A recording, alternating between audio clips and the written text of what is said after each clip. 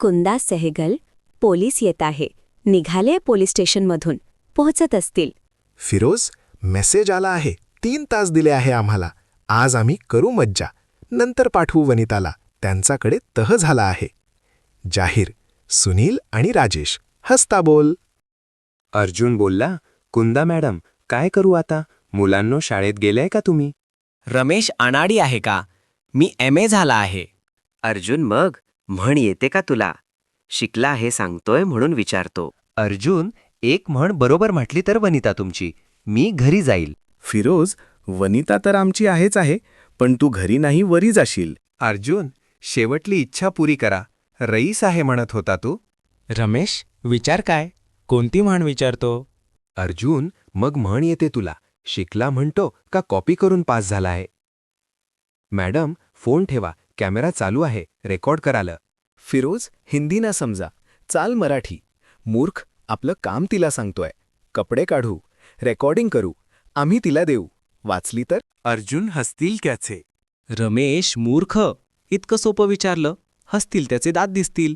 अर्जुन, हसतील त्याचे. विजेचा फुर्तीनं अर्जुन 4ही जणांवर तुटून पडतो आणि पुढच्या 2 मिनिटात काही कळण्याआधी 4ही जमिनीवर वेदनेनं ओरडत कणहत होते.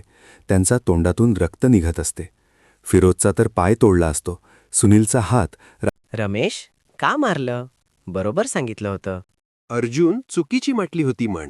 आता लक्षातच ठेव. सांग सर्वांना, कोणीही मुलींना त्रास दिला की तो गेला रे गेला. आता दुसरी म्हण आठवत नाही घड. सिंह, सांग. रमेश गड आला, पण सिंह गेला. अर्जुन, काय शिकला मूर्ख? म्हण अशी लक्षात ठेवशील. सिंह आला आणि गड गेला तुमचा. या कॉलेजला गुन्हेगारीचा गड बनवला होता. आता सिंह आला आणि गड गेला तुमचा. कळलं का? रमेश, पहिली म्हण. अर्जुन, तोंड उघाड. दात आले का? रमेश पडले आहे. अर्जुन, म्हण मग काय असेली पाहिजे मन? रमेश, नाही काही कल्पना. काय आहे? अर्जुन म्हणून म्हणतो, फालतू काम बंद करा. ऐका, यापुढे मुली महिलावर हसतील त्याचे दात नसतील. काय म्हटलं? मुली महिलावर हसतील त्याचे दात नसतील. रमेश हसतील त्याचे दात नसतील.